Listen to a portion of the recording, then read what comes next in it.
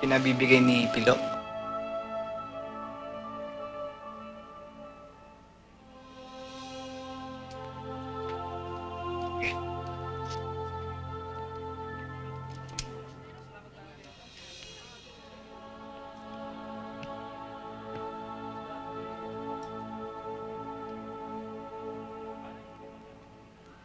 Mildred, si Pilo.